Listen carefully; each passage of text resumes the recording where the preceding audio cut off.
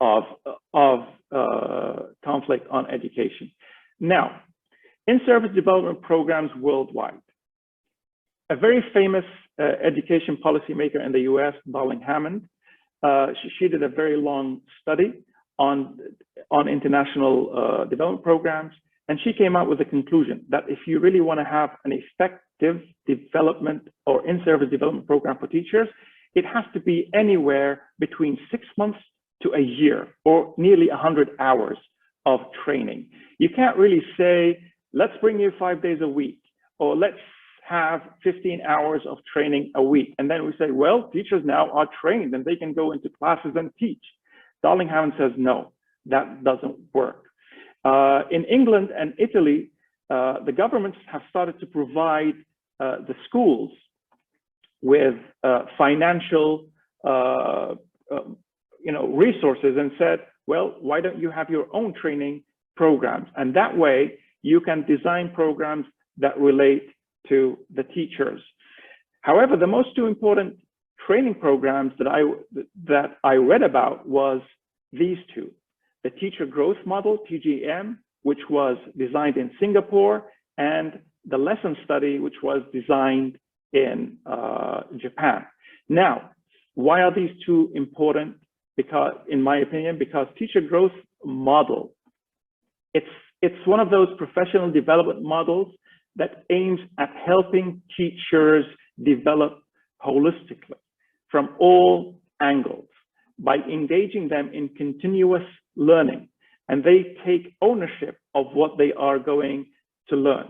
Now, based on this program, the design of the program is an effort between the principal of the school where the program is taking place and the teachers in that school, where they are English language teachers, math teachers, and so on. That means teachers can take part in the planning of those programs, and they can focus on what learning they need, what skills they are interested in enhancing. But however, this doesn't happen randomly. Usually the principals of those schools do a survey of the teachers, asking them, what are the major points that you would like to focus on, and that way the development in-service program targets the exact needs of the teachers in their own classroom environment. Now, when we come to Japan or the Lesson Study, this type of professional development usually takes place in the teacher's school. It is teamwork between all the teachers. So all the teachers collaborate. They come together, they don't leave their schools, and they don't stop teaching their own classes. So Lesson Study does not interrupt the teaching process that takes place at school. Actually, Lesson Study enhances the teaching that takes place at school, and at the same time provides in-service development programs to the teachers. Why? Well, the cycle or the stages, there are 6 stages, several stages for this in order for it to happen. So first, the teachers come together and they collaborate on a lesson plan. So they come together, they put down a lesson plan, and then one of the teachers goes into the classroom and teaches according to this lesson plan. The other teachers are observing this teacher teaching, and there's a camera recording what the teacher is teaching.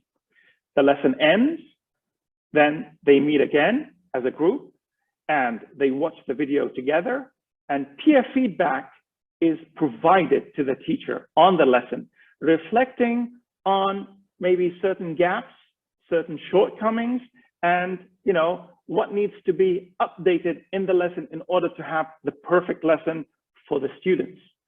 And then after they have this debriefing and offer the feedback, the lesson is divided and revised and retaught, maybe in the same classroom, in another classroom. So what happens is, it's not only the teachers that are benefiting from this program, but also the students, because now the students are seeing, you know, the lessons evolving and becoming much better. Now, there is also, again, going back to Singapore, I did not mention this here. Singapore, by the way, Singapore and Japan, the students in Singapore and Japan have the highest,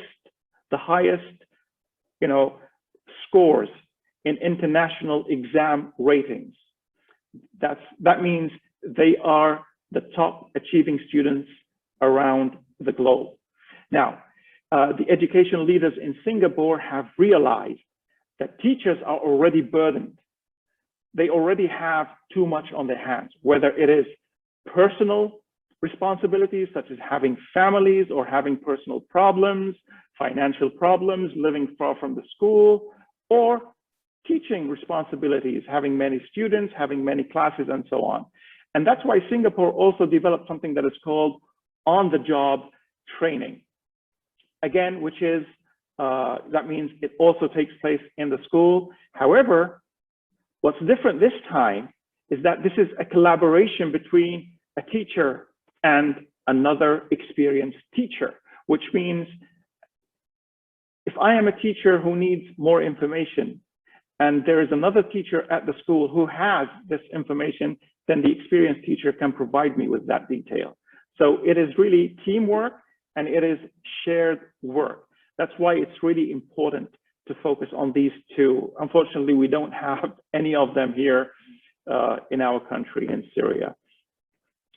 Okay, now that's in regards to international development programs and international conflict.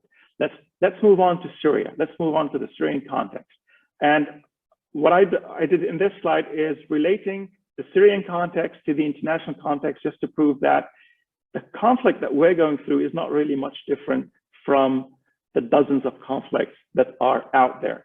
So we talked about destruction of infrastructure. In Syria, we have destruction of educational infrastructures. According to interviews with the Minister of Education and his deputy, we had more than 15,000 schools destroyed. At least we had 5,000 schools completely destroyed, 3,000 schools partially destroyed, 3,000 schools slightly destroyed. You know, before the conflict, Syria had over 24,000 schools, but then after the conflict erupted, we ended up with half that number.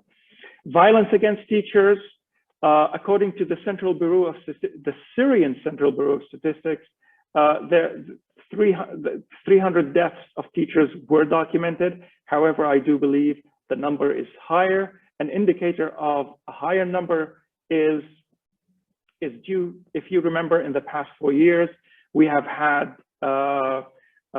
you know, a number of teachers that were appointed at the Ministry of Education.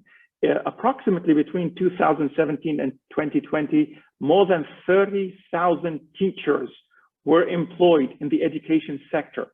What does that tell us? That tells us we are missing 30,000 teachers, okay? Decline in number of students. According to the United Nations, more than 2 million Syrian students were left without education after the eruption of the conflict, especially between 2012 and 2015-16. After 2016, the number of students attending schools started to rise, which was really positive. That's because the government was liberating more areas. Negative impact on the quality of education. Unfortunately, I mean, if you've noticed in the past 10 years, we don't really have education. We don't have learning, and no offense to the teachers who are teaching, but everyone is focusing on the grade they earn and not on the education they learn. Everyone wants to get a high grade. Everyone wants the top grade. Everyone wants their children to be the top students in their classroom. All the teachers want to have the largest numbers of students who have, you know, complete grade, 40 out of 40, if it's English, for example, 50 out of 50, 60 out of 60, that's what they want. But, when you ask students, let's talk in English, nobody knows how to talk in English. How can you have a student with, a complete grade, 40 out of 40, and they don't even know how to write a passage. They don't even know how to communicate in English. Underinvestment in education in Syria, we've had underinvestment of education. If you remember, for those who are experienced teachers, you know that there was a laptop loan offered by the Ministry of Education, where you could get a laptop for a no-interest loan. That was before the eruption of the conflict. After that, it was scrapped, and laptops became out of reach for many of the teachers. Another thing that was reduced was, if you also remember, if you're experienced, the Ministry of Education used to encourage teachers who only have BAs in their specialization or in their major to pursue the one-year postgraduate certificate in education, Diploma التأهيل التربوي, right? And the Ministry of Education used to give them the freedom to choose. Do you want to attend at the university, or do you want to do it through the virtual university? And if the teacher passes, the Ministry of Education used to fund everything, and that program was also scrapped. Another thing that was reduced before 2011, the raise, teachers used to receive a 5% raise. After 2011, that was cut back to, I think, a 3% raise. And if you visit most classrooms, you will see that we don't really have visual aids, we don't have listening aids, we don't have technology. Unfortunately, these visual aids and listening aids and technology are left to two types of schools in Syria, which is the School for Excellence and the School for Top Achieving Students. That's where you can find them. So that's the conflict in Syrian context.